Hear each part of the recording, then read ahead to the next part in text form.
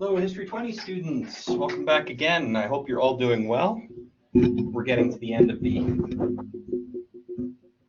quarter here, so I know everybody's really busy. You probably got a pretty good list of things that you want to get done before the end of the year. So I just want to reiterate that if you're struggling with any particular concept or any question on an assignment or something like that, please reach out, send me an email, let me know what I can do to help you. And don't forget, on Fridays in the History 10 meeting space, because I have both groups together, and there's links to that on the Canvas or on the Blackboard website. Don't forget that we have those Friday sessions, which is what we're treating as a come and go session in the morning. So that if you have any help, or if you want any help, you just bring your question or whatever topic you need a little extra assistance with you, and I can give you very, very focused one-on-one attention, and hopefully help you keep moving forward in the right direction. So that is always an option. And if you're not so comfortable with that, again, send me an email. We'll figure something out. I can either send you some more information by email, or we can make you a little video or something like that. But the important thing is that you reach out if something doesn't make sense and is leading to frustration, so that we can help you through it. I can help you through it. Some housekeeping items. You may have received an email. Some students received an email from me today, students who were struggling in the class, that showed a list of the assignments, from 3 weeks ago, 4 weeks ago, until the end of the class. And I highlighted which of those were the most heavily weighted in the course, so that if you're looking to just kind of make it across the finish line and earn a credit in the class, those are the ones that I think you should focus on, because they carry the most weight in the course, and they are the best opportunity for me or for you to show me and to demonstrate to me that you understand what you need to understand, and that you can comprehend and analyze and interpret the information, and basically use it to describe your worldview and how we're going to move forward as a society, your generation and my generation, learning what we can from the past and applying it to our future. So if you received that email, hopefully you've read it. I did CC it to parents and guardians, so if you need a little help setting up a work schedule at home or a plan to get you through those, then they'll have that list as well.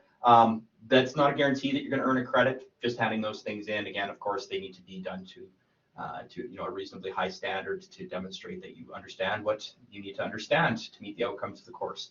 But focusing on those assignments that I've listed there will give you certainly the most marks and the best chance of earning a credit in the class. If you didn't receive an email, then it just means that you're passing the class. You're on pace to earn a credit, and many of you are on pace to get a very excellent mark in this course. So don't panic if you didn't receive an email. It just means that you're more or less where you need to be. And again, I'm here to help you. I'm here to support you in any way I can reasonably in the next 8 days as we finish up this class. And I wish you the best of luck, not only with this class, but with whatever else you're taking right now. And I hope you have a smooth transition into the next quarter. I've been saying quint a lot, holdover from last year. So what I want to do today, because today is our session that's more focused on content, what I want to do is just go over a bit more in the protest unit, and just maybe elaborate on a couple things, and then give an additional explanation for some of the events and why they were important, and then sign off again, and leave you to your work, and do my best to be responsive when you need some assistance. I do have some things in my mark bin that I need to get back to you, give you some feedback, and another reminder that for the vast majority of assignments in this course, if you want to make some refinements based on the feedback I've given you and resubmit them, I'm certainly happy to have another look at it. It's your ability to take feedback and use it to improve your understanding or improve the way that you demonstrate your understanding is a very, very important part of learning, and I've always been quite adamant about that it's okay to not do well the first time. It's not okay to not try and not do well. It's okay. In fact, I encourage you to try, but not get discouraged if something doesn't go right the first time. That's how you learn. Failure is how you learn. And more importantly, can you learn from the mistakes and from the shortcomings to improve your approach Because if you can, that's what learning and people who are invested in their learning and people who are examples of lifelong learners, that's what they do. And that's important in life, is resilience, the ability to learn, the ability to make transitions based on past experience and move forward in a more effective manner, whatever that is. I'm not just talking about school right now. So I want to make sure that you're rewarded for that, not penalized for working hard but making mistakes the first time around. So if you feel like you can make some refinements to past assignments to better demonstrate your learning, by all means go ahead, and I will certainly have a look at them. And if you've earned a higher mark on an assignment, I will definitely give it to you. All right, I'm just going to share the course materials. All of this is within the course materials in the protest unit. So this is talking about social revolution and movements and whatnot. And I spent a lot of time in the last session working up until sort of the mid 60s, late 60s in the U.S. and focused a lot on the rights of people of color in the U.S. and how those movements popped up and why they were important. And there's just a couple more I want to highlight. I think I maybe didn't give these enough attention. So briefly, I just want to talk a little bit about the importance of educational institutions with regard to social movement. The period of, we're talking, colonial nations and North America is certainly not the only places, but places where there were democracies in, say, the 30s, 40s, 50s, 60s.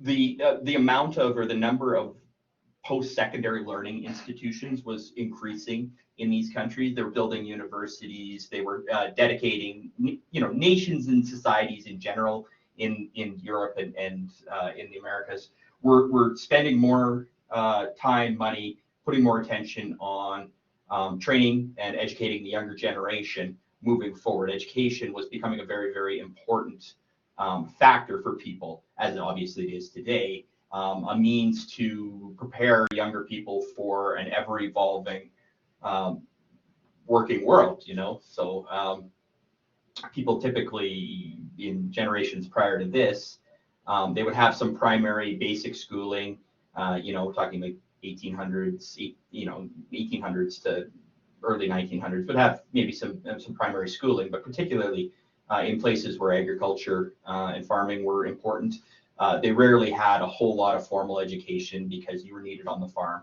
you were needed to work the farm.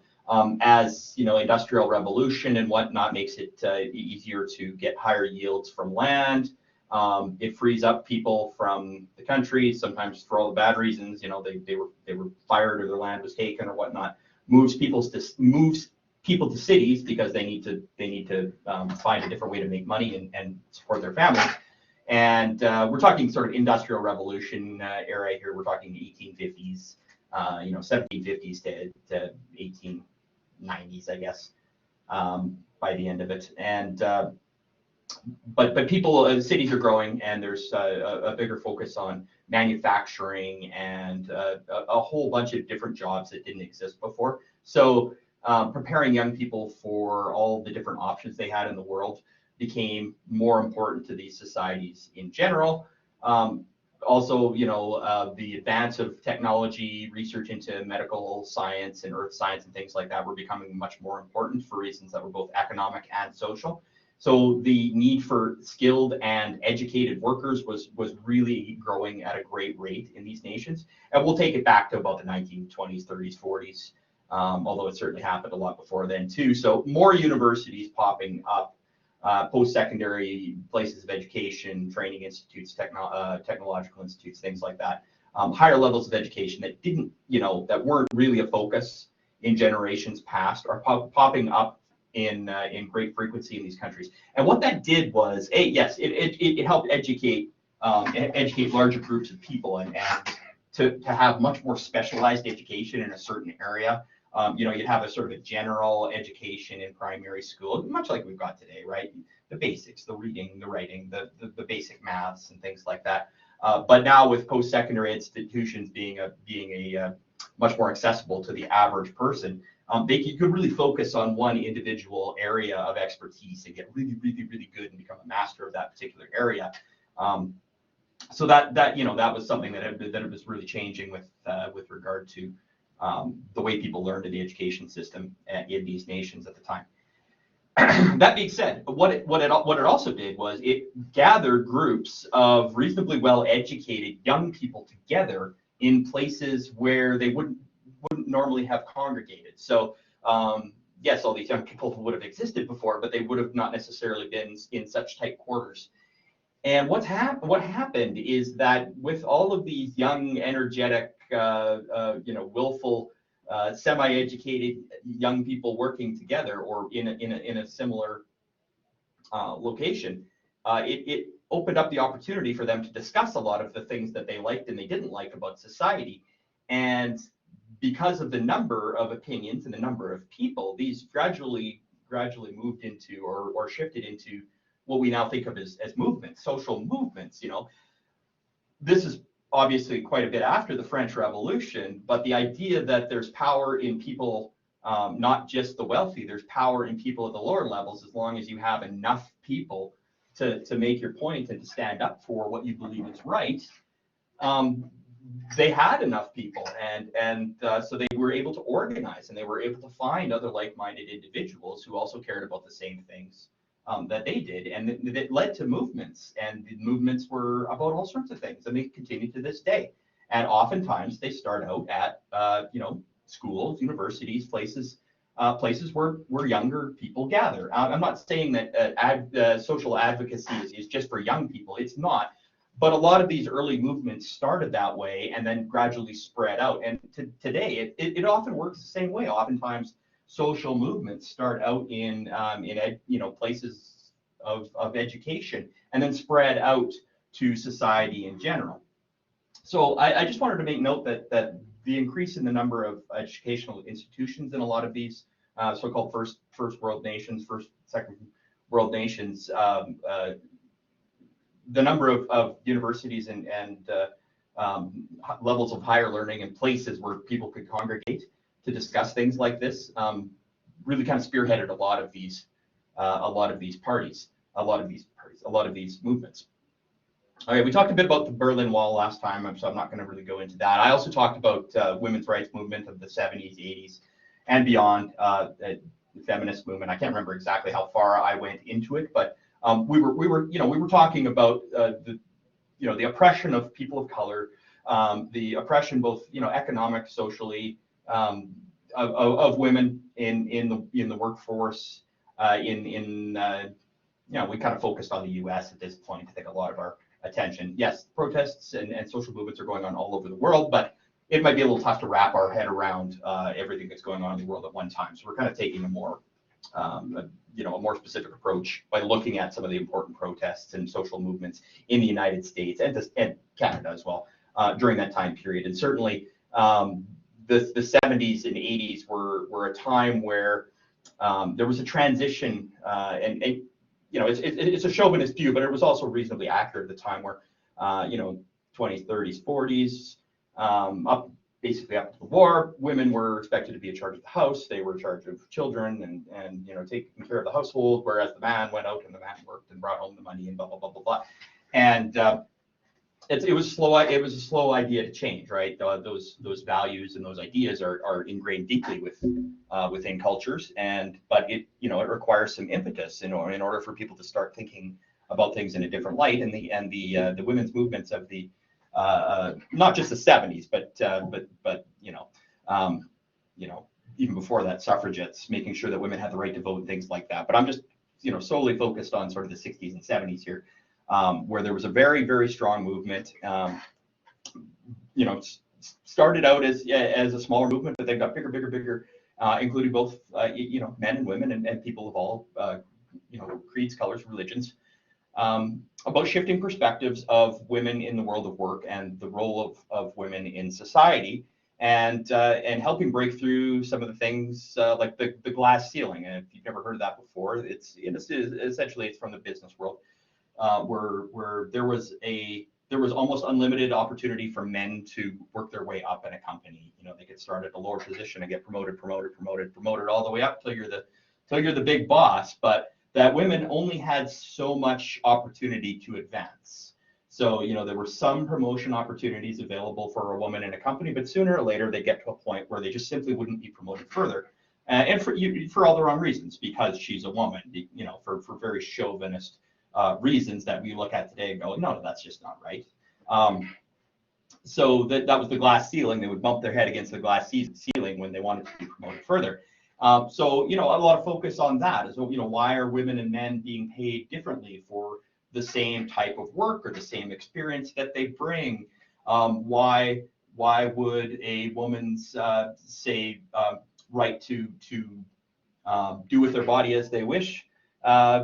Why should that be governed by men? Why should that be something that is not solely the responsibility and purview of the woman herself? And this ideal and this debate goes on to this very day, and you're going to find people with different views on this all over the place. I'm not going to weigh in on those. It's up to you to make up your own mind on your views on things like abortion and things like that. But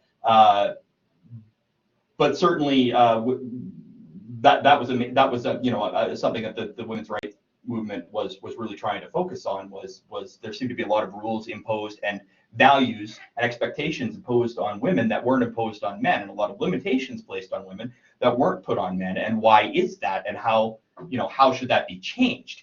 And so a lot of these movements helped address those things and bring enlightenment to everybody in society. Maybe enlightenment's the wrong word, but at least to spread the messages and get information to people outside of the group that sort of started the movement. And we're very effective at doing it, and not just with women's rights or Indigenous rights or the rights of say people of color in the United States. That changes have been made. Clearly, changes have been made, and it's doubtful that the changes that have been made would have been made at all, or as quickly as they were, even though a lot of them took a long time. But there's a good argument to be made that the changes might never have happened if not for these very, very important movements of the time. Okay, so I encourage you to read through this. Try to pick out some of the more important nuggets of information when you're looking at completing the assignments. Oh, there's something I meant to mention as one of the house cleaning items that I discussed with the History 10 students today, and that is you're at that point in your educational career progression where you're probably getting better at sorting out important information from information that is maybe supports the main points but isn't crucial. And some of you are clearly better than that at others. I want you to be efficient, and I want you to know that as you move forward with your educational journey, particularly if you're somebody who wants to consider going to post-secondary institution, university, etc., you're going to have to become very, very proficient at picking out important information from a lot of other information. And the expectation of you to be able to do this with greater and greater amounts of information scales up as you hit grade 11, 12, and then if you go into university or some other post-secondary institution. So it really is important that you work these skills. And something that I always recommend to students is don't just start with the readings and then start reading down. And it's just too much information. It's a wall of information, and you may not be familiar at all with the subject, so you're not sure what's important. One of those you don't know until you know kind of deals, or you don't know what you don't know. So I always recommend that students go to the assessments, go look at the assignments, go look at what I am hoping that you will demonstrate to me with regard to learning, to kind of preload your brain into looking for certain pieces of information. That's always a good way to do it. You'll have a better, it'll be easier for you to pick out what's important particularly when you're reading as opposed to, watching an instructional video or a YouTube video about a subject. It'll be much easier for you to identify, isolate, and then analyze the information that's important if you have some idea as to what you're looking for. Now, you're not going to remember every assignment question word for word. That's not the expectation, but by sort of skimming over it ahead of time and seeing, for unit 6.1 or 3.1, these are, the assignments seem to indicate that these are the 3 important things I need to be looking for. I don't know the answers to them yet, but at least I have an idea of what I'm looking for. When you go back and you watch the videos, or more often if you're having to read through a text or a book or something like that, your brain's sort of preloaded and pre-wired to pick out the important stuff. It'll save you hassle. If you just start at the start and read through everything and then go look at the assignments, you'll find yourself not really knowing after the first read through what was super important and what was just kind of supporting that main idea.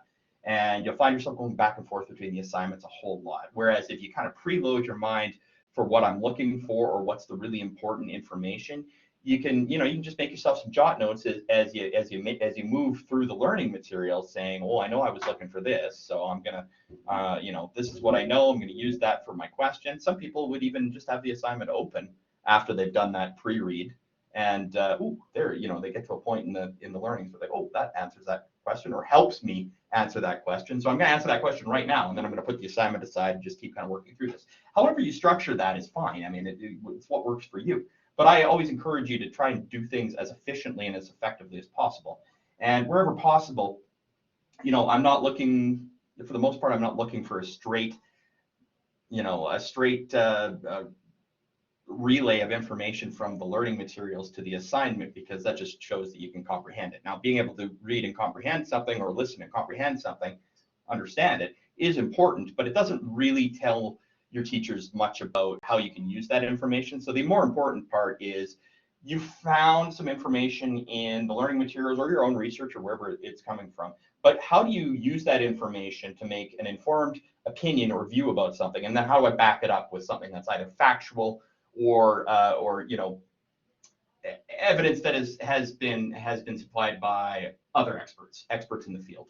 And that's essentially what research is, right? You form an opinion, that's your thesis. And this thesis should be reasonable, it should be logical, and it should be based on your ability to provide evidence for it. A thesis that is illogical and unreasonable, and that there's no evidence to support it, is not going to make for a very good paper or project. It should be something that you can defend. And the whole point of the research is to defend it. The point of the research is not to tell you what to think.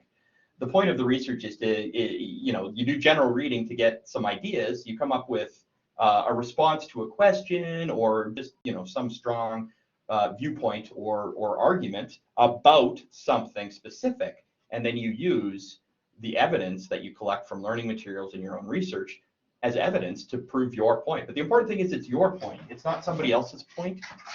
Your teachers want to look for your ability to speak intelligently, to provide evidence, to show that not only have you read and understood information of other people and other organizations, but you've used it to form and support your own opinions, which means that you can move forward, not just in this subject, but in other subjects, with more of an eye to taking what's already there and advancing it, as opposed to just absorbing what's already there.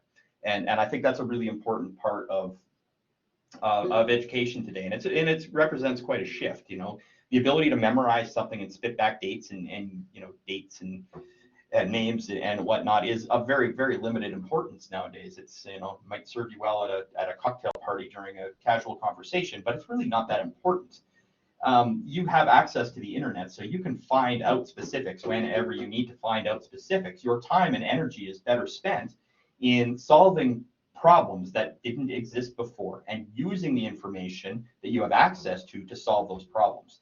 Being a critical thinker and being creative and knowing how to find information quickly and how to find information that helps you move forward solving a problem. That's where I think real value is in education and in society in general. And employers for most industries don't want you just to stand on the production line and stamp something out for 8 hours a day. What they want is to be able to entrust you with a problem and be confident that you can use all the resources at your disposal to solve that problem. And if you can do that, you are a valued employee, and that's the sort of thing that will become very important in your working life, whatever it is you decide to do. It's not so much what you can remember off the top of your head, but how you solve problems. Now, this isn't to say that you're not going to memorize information, that there's not going to be expectations for you to just know how to do certain things. But the reality is, if you do things often, if it's part of your normal day-to-day job, you will memorize things as you go just because of the sheer repetition. It's not typically something that you have to spend a whole lot of time memorizing ahead of time. You will know the answers to common questions just because you're doing certain tasks very often. But again, that is something that will come. It will come to time with time. It's not something you have to worry about.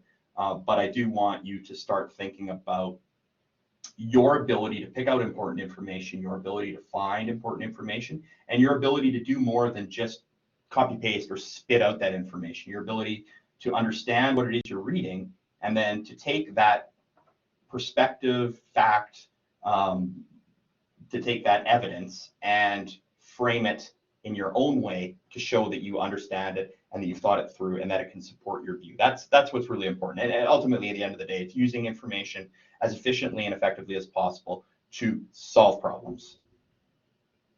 Wow, I really got off track there, but it's a good message nonetheless. Okay, so moving on to some other more important, some of the more important movements, social movements from the U.S. We're kind of focusing on the U.S. here. In the 60s and 70s, largely is when a lot of social movements really gained a lot of traction. I didn't talk about LGBTQ rights, and gay rights were something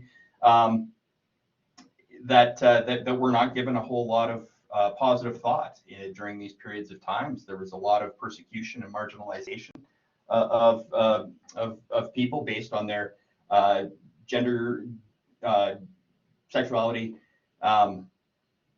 and often to violent extremes. So again, I'm kind of referring to, frankly, to first world colonial nations. Like it's the U.S., it's Britain, it's Western areas of Western Europe or whatnot. That's kind of where the focus is. They weren't all in the U.S., but certainly a lot of these similar movements were happening in Canada, U.S., European countries like France, Germany, Britain, Spain. It was all kind of happening, a lot of it at the same time. In any case, this is sort of one of the first opportunities for LGBTQ people to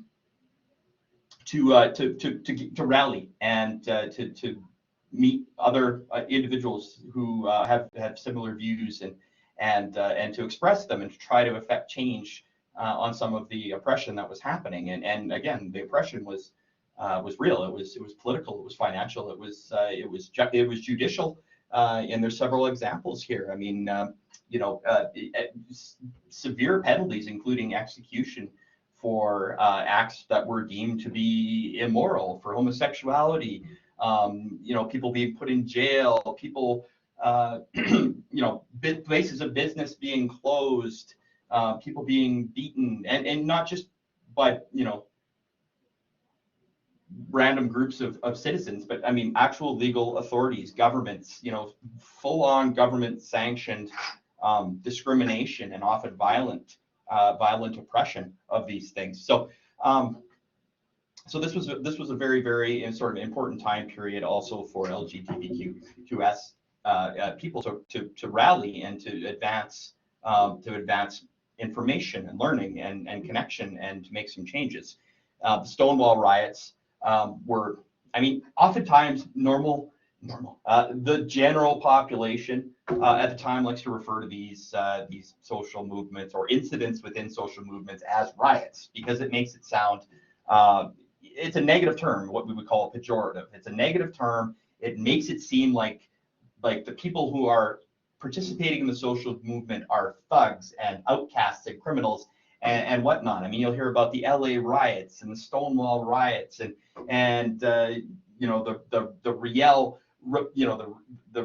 rebellion / newer terminology, resistance, things like that. It is often framed by mainstream society as riots and thuggery and really negative terms that majority groups sometimes use to limit the importance or the perceived importance of somebody's movement.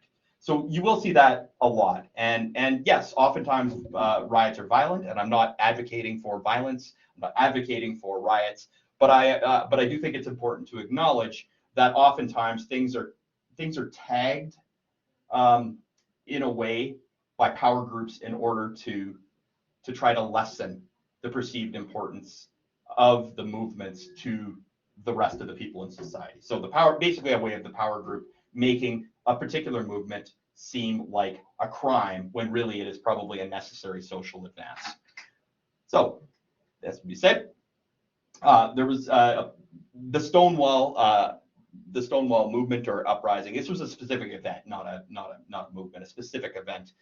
In New York City, it was at a specific building. It was like a restaurant slash bar slash hotel called the Stonewall Inn, and basically people who were gay and lesbian at the time, who were and this quote is not, it's not supposed to be inflammatory, considering sexually suspect. It would have been a term that would have been used at the time, because the idea that people could be gay was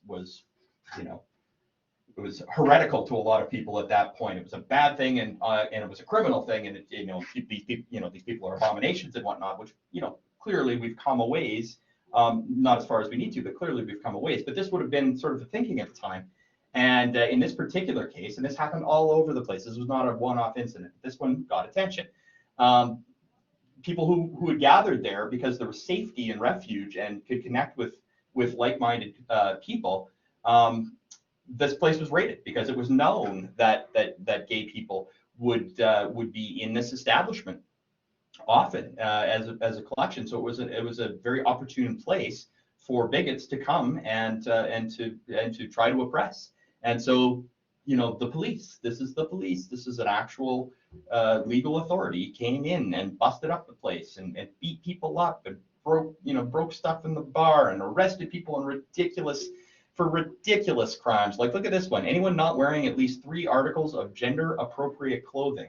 How ridiculous a phrase does that seem? It just is, right? I mean, what's a gender appropriate piece of clothing?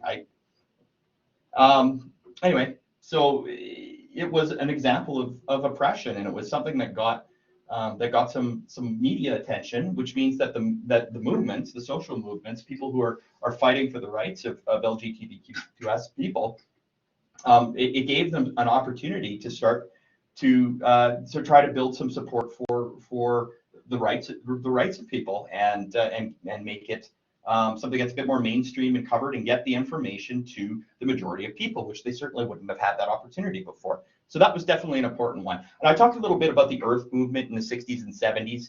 Some of this spurred from the atomic weapon age, where we're concerned about the globe in general because of nations, the superpowers nations, to essentially destroy the world with nuclear weapons. But also, this is a time where things like pollution from automobiles, manufacturing institutions or manufacturing facilities, factories, things like that. We're starting to see things like acid rain and the clear cutting of forests and really devastating industrial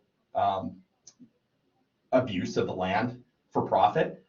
This is where it's really starting to kind of come into the collective knowledge of the average ordinary person that we are damaging nature a lot, and in ways that we can probably prevent, things that never would have been thought of. In the industrial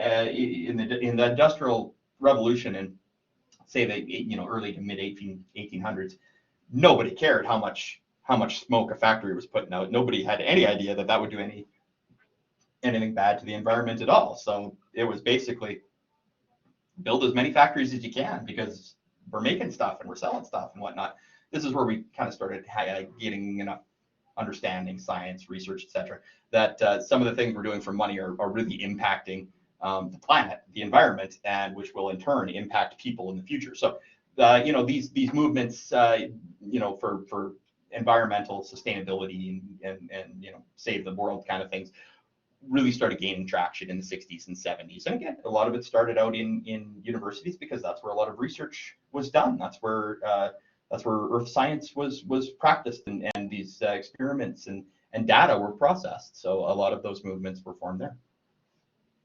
I think tackled kind of most of the big ones there with regard to the things we've discussed in the world,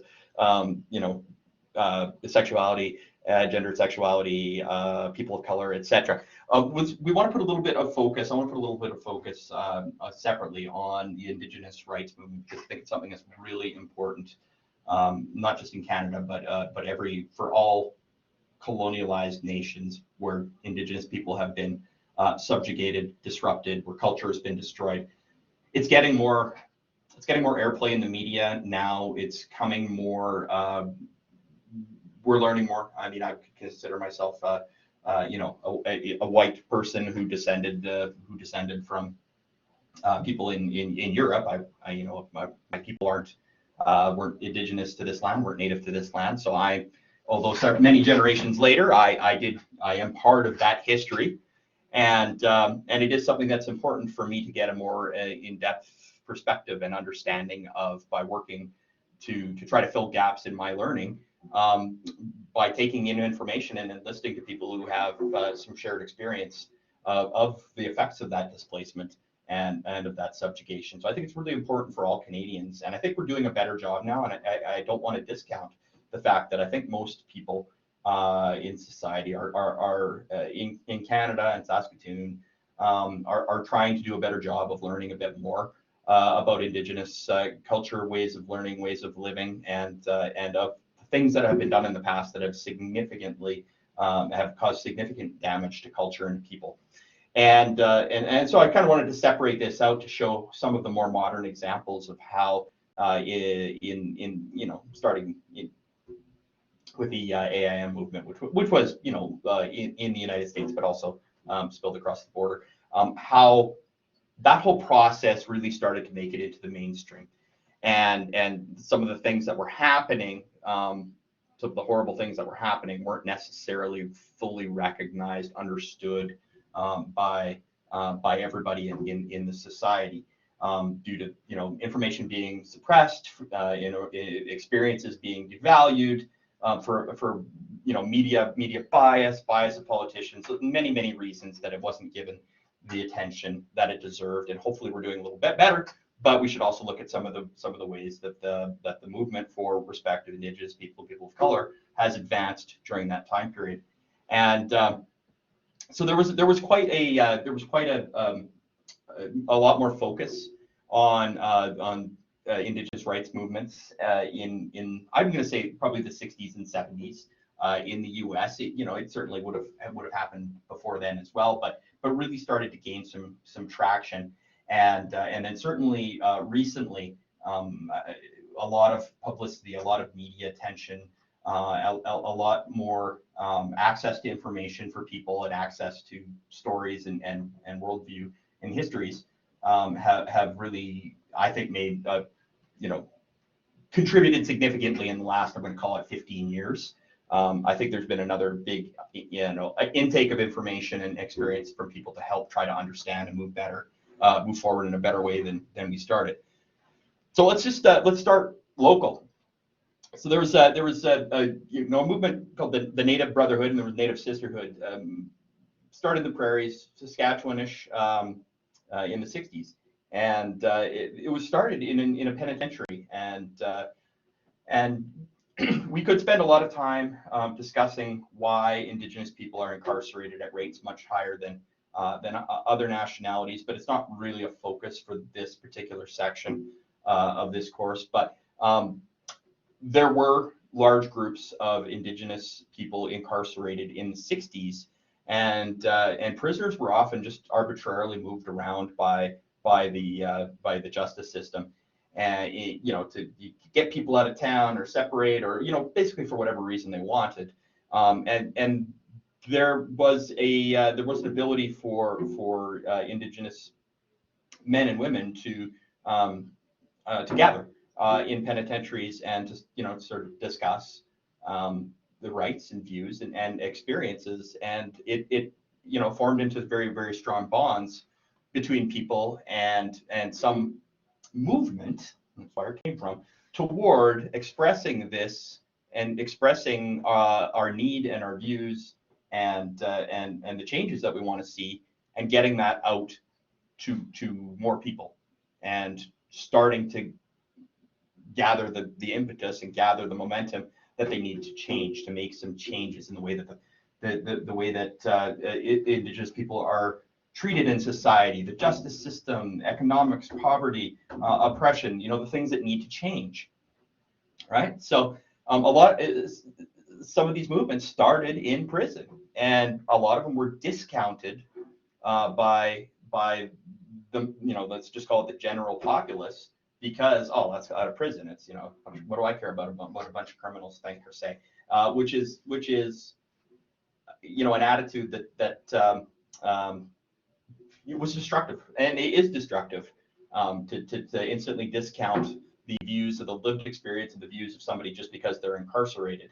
It's easy to look down your nose at somebody in that situation, but if you don't have their history, if you don't have the background, if you don't have the perspective, you're missing out. You're losing the opportunity to learn. So that is something that happened, and it is a way that the messages were kind of suppressed. But this was a starting point, right? And a lot of it had to do with ancient practices, Indigenous cultural and spiritual ceremonies that were literally illegal.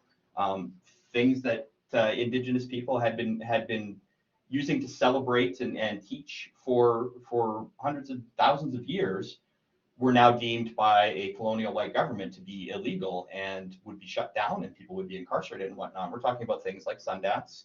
We're talking about gatherings, powwow, dance, potlatch ceremonies, things like that, beating, basically any excuse that the powers that be could use to rob Indigenous people of their culture through ceremony and other means. They did. It was literally illegal. So that was repealed. In 1851, and but it continued. The social impacts of that continued, obviously for a long time. So the movement, that's where it kind of got started, and main ground, and got some publicity and press, because in general, press and TV, radio, etc. at the time were the best ways to get a message out to more people. And how do you get a newspaper, or how do you get a news station to cover an event? You have to do things like gather and protest in public, and have sit-ins, and sometimes blockade traffic, sometimes chain yourself to a tree, things that are newsworthy, that generate interest. And if it generates interest, it'll get covered on the news, and if it gets covered on the news, on TV, Joe Schmo can see it in the living room, and has a little bit more information, and maybe the impetus to learn a bit more, to help change. Now, oftentimes it goes just the opposite. The message gets to the living room, but it just makes the person further angered about that group of people. So it doesn't necessarily work in your favor. Oftentimes it just serves to reinforce negative attitudes. And I think there's a lot of focus on that right now because of technologies like Facebook, where it seems that people who had an opinion but were relatively moderate about an opinion, sort of toward the center, the way that large social media groups have been handling and displaying information and advertisements and whatnot, are not doing it in order to get people better and more balanced information, but actually feeding them information that makes them more aggressive, hate more, have a stronger opinion, and push people further apart. I think that's a big discussion, a big talking point in society right now, but I'll leave that aside. Getting publicity and getting an effective message out via whatever media you could was all you could do to try to get people to understand, to learn more about you, to learn more about the situation, and to hopefully get support to run change. Because change happens at high levels, and at high levels you have to deal with money and politics, and in order to influence people with money and political might, you have to have support, and not just small group support. You have to have much bigger groups of support. All right, I'm not going to go too far into the AIM movement, the American Indian movement, but before I start talking about this, I do want to strongly recommend that you watch a movie called Thunderheart. It was one of my favorite movies when I was a teenager. I didn't really understand the backstory. I didn't really understand the significance or the importance of, let's just say, the situation at the time. It's based in, I believe, North Dakota, South Dakota, I might get that wrong, in the Badlands, one of the Dakotas, in the United States in the 70s, and it's based on a reservation. Now, the story that is being told in the movie is not, historically accurate. It's a dramatization. It's a plot and a script made to make an interesting movie. But it's I'd say stronger than loosely modeled on the American Indian movement. In fact, in the movie, I think it's called the ARM, the Aboriginal Rights Movement or something like that, but it's basically supposed to stand in for the American Indian movement. And now it's a very good movie, I think, because the story is very compelling. It also shows how the oppression of people, how the reservation system, how money and politics and corruption further traumatizes and hurts Indigenous people. Again, this is based. It's a newer movie. It's from like 92 or something like that, 1992. I guess that's newer in my world. But it's based on sort of the times that we're talking about right now, the 1970s, mid to late 1970s. And I learned a lot more about the backstory and the conditions that people were living in, the political situation, and how the Aboriginal, or sorry, the American Indian movement was trying to start getting word out to the general population in the U.S. as to what's happening on reserves and why they're being exploited for resources and money, and why people are continually being oppressed and forced to live in impoverishment, and how tribal monies are being diverted to white companies, but also to corrupt Indigenous leaders who are misusing the money, and people are still poor and living in poverty. And themes that are still very alive and very real today. Anyway, it was a well-told story, and wherever you see the word ARM, you can basically substitute AIM, because it was loosely based on it. Also, one of the stars from the show is actually one of the people that was in it more or less the beginning of the AIM movement. So he was somebody that started or helped start and helped run the AIM movement, and he was starring in this movie as somebody who was part of the ARM movement. I thought that was kind of a cool thing too. Anyway, the AIM movement was intended to advance the recognition, the rights of Indigenous people, and there were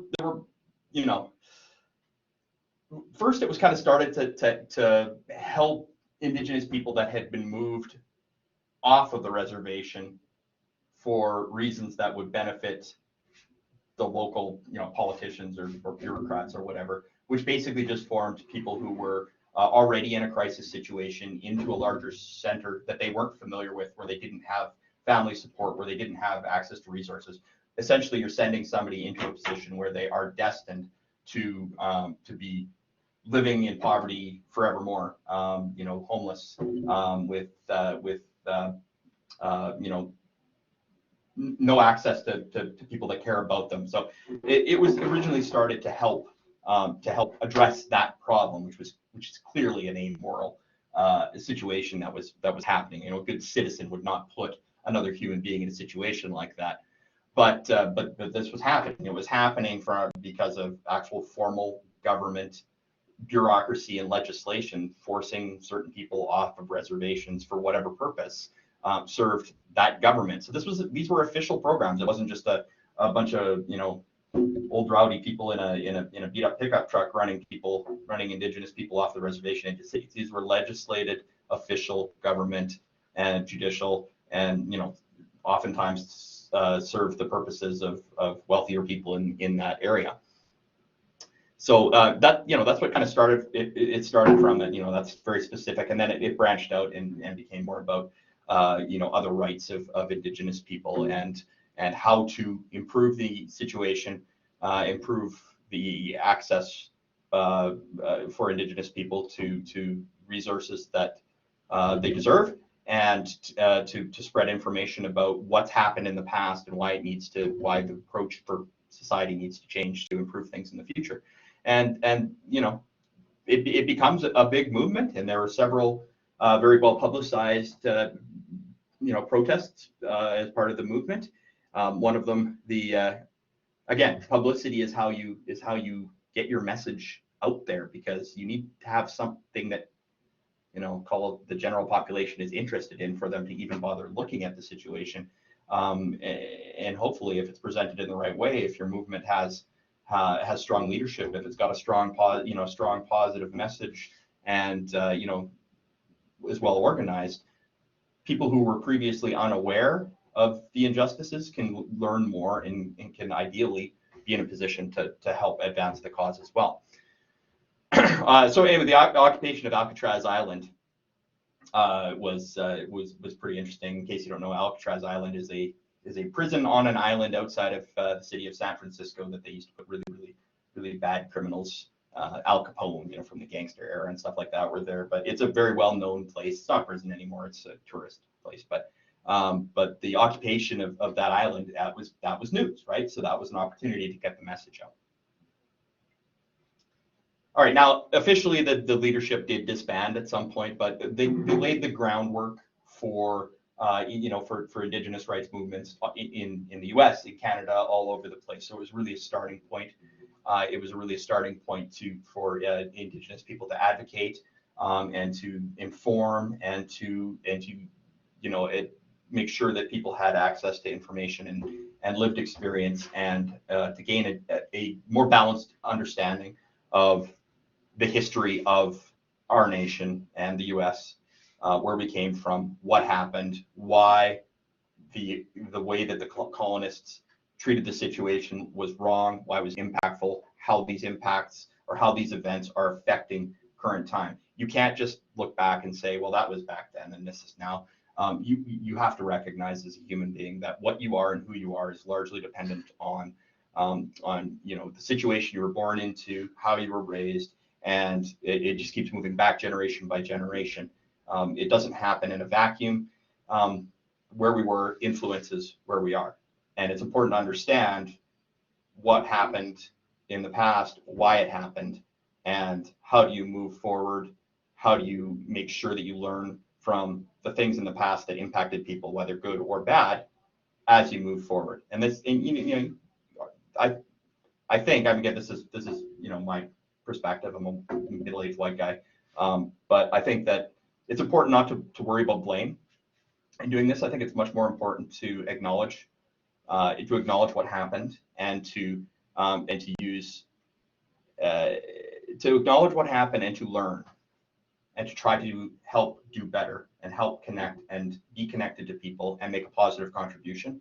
I think that's always the best way of getting to a better place, is working with other people and being logical and being reasonable, and looking at the intentions of people and working with them to improve. So anyway, just my opinion.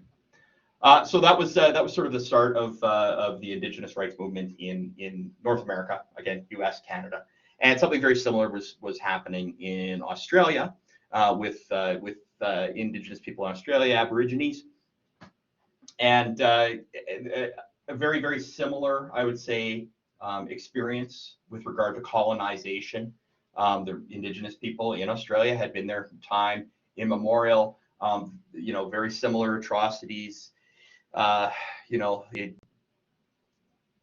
influence of religion and oppression, and taking children away, residential schooling, very similar.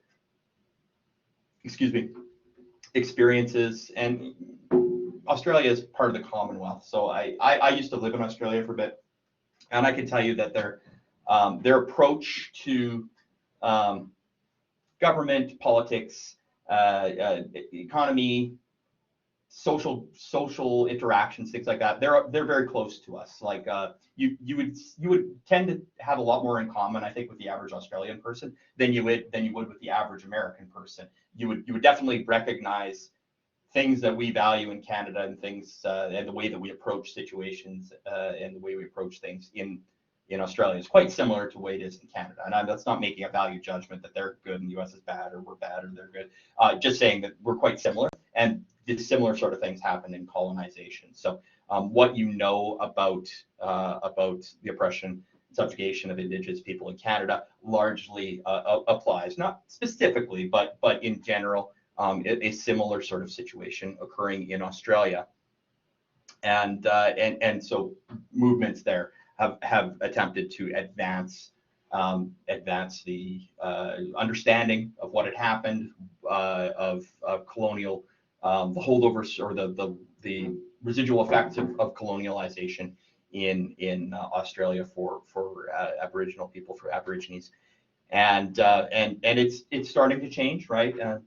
Steps in the right direction, but again, it's a long process, and people have to be willing to change, have to be willing to listen, have to be willing to work with other people, and get past ethnocentrism. That this is what you know, so this is your view, and it's the way you're going to go. You have to be willing to open up and hear some other perspectives. And that can be very hard. I know personally for myself that can be very hard, because a lot of what we know or what we think we know is very, very deeply ingrained in our personality. So it takes strength and it takes effort to open your mind and open your heart to other people's lived experience and perspectives. And you're not always going to agree, but the fact that you're willing to be reasonable and listen and try to learn and take in information from multiple perspectives will help anybody grow as a human being.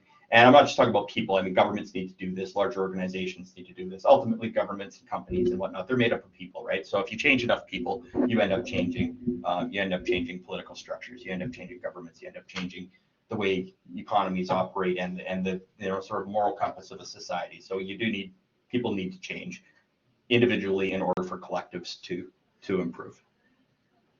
Okay, well, I think that's probably enough today. I've got a presentation as sort of the major assignment for this unit, and just because we're in a virtual environment, it's not particularly practical for you to actually deliver it. So what I would appreciate is that read it through carefully, build your presentation in whatever, Google Slides, PowerPoint, Canva, whatnot, and I think the best presentations will be those that have a vocal track or a narration, as well as the slides.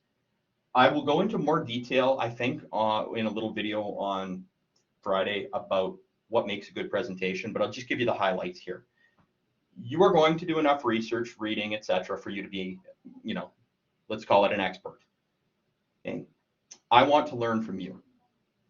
I can't learn from you if you are simply reading the slides over. I know how to read. So if you have information on a slide, try to keep it brief and try to have some sort of imagery that supports your some sort of image, video, whatever, that supports some bullet points. What I don't want to see is slide after slide with just text that you are essentially reading. You should have bullet points that are as short as you can make them while still getting important information across. I should be learning from you, which means those points on the PowerPoint should support what it is that you're saying. And I don't really care if you script it out and read from your script, but you should be adding information to the basic points on the slide, not just reading off the slide. You've probably been told this for every presentation you've done for your entire academic career, but that's really important to me. Make the slides informative, but brief. Okay? Make sure that they're interesting. They have, some picture or some way to draw attention to the bullet points and the information. And then you should be able to expand upon those bullet points with your expert knowledge. And if you understand things well enough, you can probably just kind of talk about it.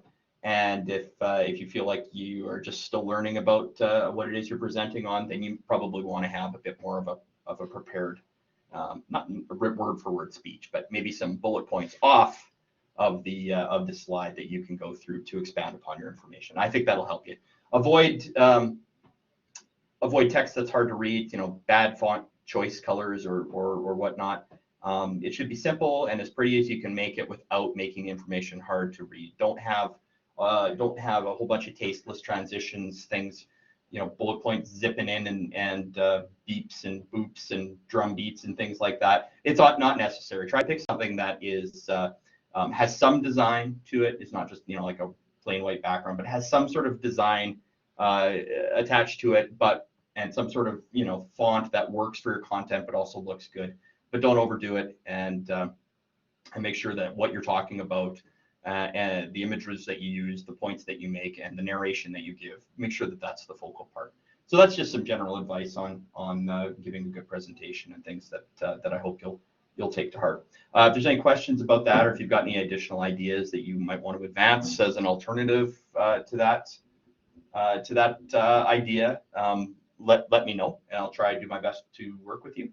But I think the best way of approaching it would be to have a slideshow and then some narration built in. You can record, if you've got any sort of microphone on your computer, you can record right inside PowerPoint, which you all have access to, or right inside Google Docs. You can set up timing for your slides so that it advances the slides as you're speaking at the right time. So there are ways to do this effectively. I think that's probably the best approach to take.